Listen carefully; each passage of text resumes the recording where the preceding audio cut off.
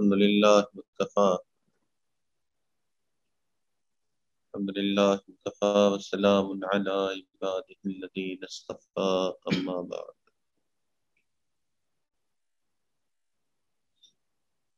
پچھلے چند دنوں سے یہ بات بتائی جا رہی ہے کہ صاحب نسبت بندے کے مختلف اوصاف میں سے ایک بڑا وصف یہ کہ صاحب نسبت بندہ مشائخ کا صحبت یافتہ ہوتا ہے، اللہ والوں کی خدمت میں وقت گزارا ہوتا ہے، اللہ والوں کی صحبت میں وقت گزارا ہوتا ہے، اور اللہ والوں کی صحبت والا جو وقت ہے، یہ راستہ جو ہے یہ عشق و محبت کا راستہ ہے۔ اس لیے اس راستے سے گزرنے والا جو ہے وہ بڑے بڑے کام آسانی سے کر جاتا ہے۔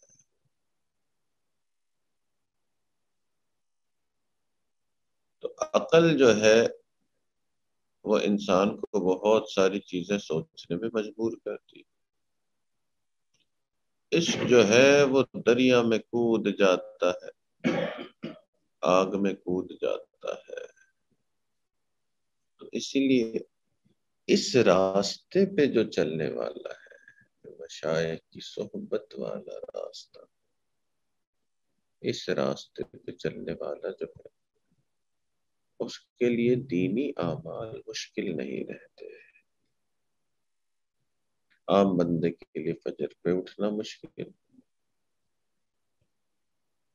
اور اس عشق و محبت والے راستے والا جو شخص ہے وہ تہجد سے اٹھا ہوا ہوگا۔ عام بندے کے لیے اپنی نگاہ کی حفاظت کرنا مشکل، اور اس صاحب نسبت، اس صحبت میں رہنے والے کے لیے زلف فتنہ گر دم خر بن جاتی ہے۔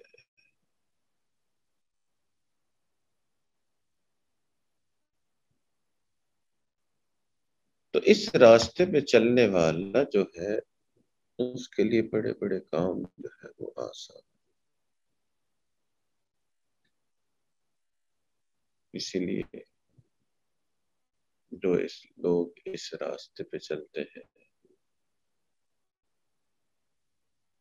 تو کسی کے بارے میں آتا ہے کہ پوری پوری رات جو ہے عشاء کے وضو سے فجر کی نماز 40 سال تک ادا کی، اور اسی راستے پہ چلنے والے ہوتے ہیں جنہوں نے قرآن کا ترجمہ کیا تو 40 سال مسجد میں اعتکاف کر لیا۔ اللہ، چنانچہ حضرت شاہ عبد القادر رحمۃ اللہ علیہ قرآن پاک کا اردو میں سب سے پہلا ترجمہ کرنے والے، انہوں نے سوچا کہ قرآن پاک کا ترجمہ کر رہا ہوں فارسی سے اردو میں، تو برکت کے لیے یہ ترجمہ جو ہے یہ مسجد میں ہی کروں گا۔ مسجد میں ترجمہ کرنا شروع کیا، بہت ہی توجہ اور بہت ہی رجوع اللہ کے ساتھ یہ کام کیا، تو اللہ کی شان 40 سال مسجد میں اعتکاف کر لیا، اور کوئی راستہ یا اور کوئی دینی محنت پہ چلنے والا شاید ایسا سوچ بھی نہیں سکتا۔ تو یہ عشق والا راستہ یہ انسان کو عجیب و غریب کام کروا دیتا ہے۔ اسی لیے مشائخ نے، علماء نے، ہر طبقے سے لوگوں نے اس راستے کی، اس تعلق کو بڑی اہمیت دی۔ امام اعظم امام ابو حنیفہ رحمۃ اللہ علیہ، امام جعفر صادق رحمۃ اللہ علیہ کی صحبت میں تشریف لے جاتے ابھی 2 سال نہیں ہوئے تھے تو آپ نے فرمایا لولا السنتان لہلک النعمان، کہ اگر یہ 2 سال ان کی صحبت میں نہ گزرتے تو میں ہلاک ہو جاتا۔ تو یہ پکی بات ہے، اس راستے پہ چلنے والا اس کو اعمال میں بڑھنا بھی آسان اور گناہ کو چھوڑنا بھی آسان۔ آج انسان بڑے بڑے گناہوں کے دلدل میں پڑا ہوتا ہے، اور یہ صحبت والا راستہ، عشق و محبت والا راستہ انسان کو اس گناہوں سے نکال دیتا۔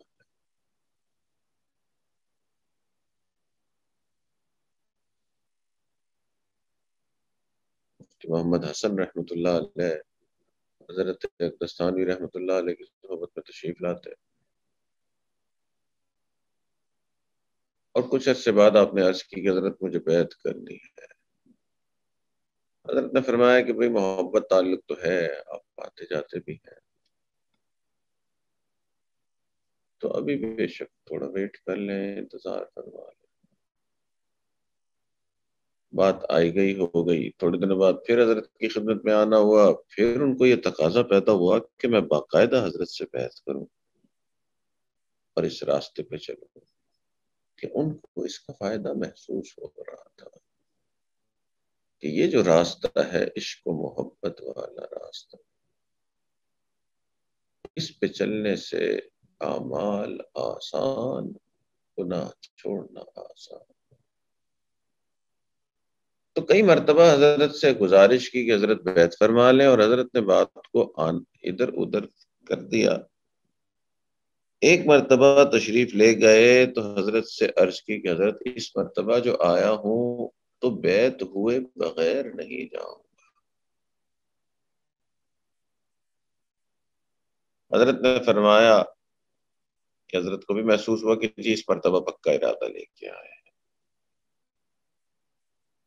حضرت نے فرمایا کہ بھئی بیعت ہونے کی تو شرائط ہے، اور بیعت ہونے کی پہلی شرط یہ ہے کہ کیونکہ آپ پنجاب کے علاقے سے ہیں اور پنجابی زبان کو بولتے ہیں، تو آپ کی عربی کا جو لہجہ ہے اس کے اندر مجھے محسوس ہوتا ہے کہ غلطیاں ہیں۔ تو گو کہ بانی جامع اشرفیہ مفتی اتنے بڑے، حضرت نے فرمایا کہ جی پہلی شرط یہ ہے کہ آپ کسی اچھے قاری سے ابتدائی نورانی قاعدہ جس کو کہتے ہیں وہ پڑھے۔ یہ کہنا بڑا آسان ہے بڑا مشکل کام۔ اتنے بڑے جامعہ کا بانی ہو، اتنے بڑے مفتی ہوں، اور پھر قاعدہ پڑھ رہے ہوں کسی قاری صاحب سے بیٹھ کے۔ انہوں نے فرمایا کہ حضرت بالکل یہ شرط منظور ہے، میں اس پہ عمل کروں گا۔ پھر حضرت نے فرمایا کہ آپ نے چند کتابیں کچھ ایسے علماء سے پڑھی ہیں کہ جو مستند نہیں ہے، تو دوسری شرط یہ ہے کہ آپ وہ کتابیں جو ہے واپس سے پڑھیں، اور ساتھ شرط یہ بھی لگائی کہ اپنے ہی مدرسے میں پڑھیں، اپنے ہی وہ شاگرد جن کو آپ نے استاد بنایا ہے ان سے یہ کتابیں پڑھیں۔ یہ بھی بڑا مشکل کام ہے، اتنا آسان کام نہیں ہے۔ تھوڑے دنوں میں آپ کتاب پڑھا رہے ہوں، کچھ عرصے بعد ان سے کتاب پڑھ رہے ہوں، بچے کو غریب لگتا ہے۔ اور پھر تیسری شرط فرمائی،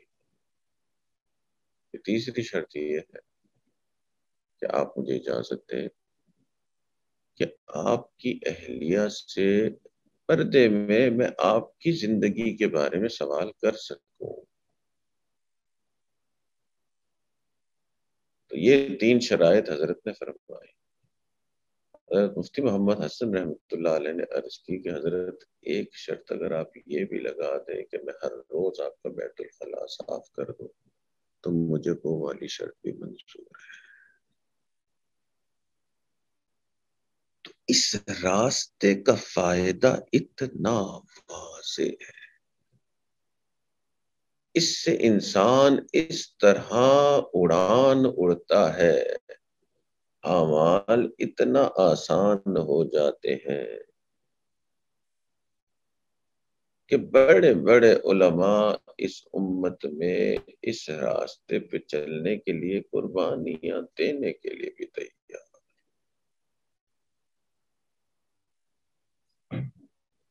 حضرت فضل علی قریشی رحمۃ اللہ علیہ اپنے شیخ سے ملنے کے لیے 300 میل پیدل سفر کرتے، اور غربت تھی تو کبھی کچھ کھانے کو ہے، کبھی کچھ کھانے کو نہیں ہے، مگر خوشی سے پھولے نہیں سماتے کہ ایک ایسی جگہ پہ سفر کر کے جا رہا ہوں جہاں جا کے اللہ کا خاص قرب ملتا ہے۔ تو اکابرین نے اس صحبت کے فوائد کو آنکھوں سے دیکھا، اس سے دل کو بدلتے ہوئے دیکھا، اس لیے اس صحبت کو بہت اہم ترین کام جانا۔ ہاں، یہ ضروری ہے